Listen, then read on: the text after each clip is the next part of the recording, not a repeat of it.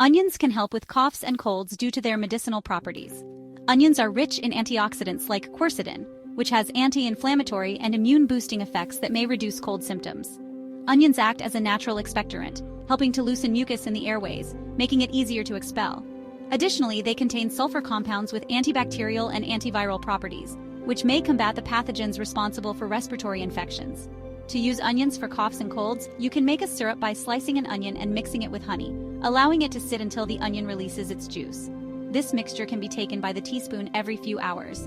Another option is onion tea. To make onion tea, boil onion slices in water, strain the liquid, and drink it warm, adding honey or lemon for taste. Eating raw onions in salads or as a garnish may also provide relief.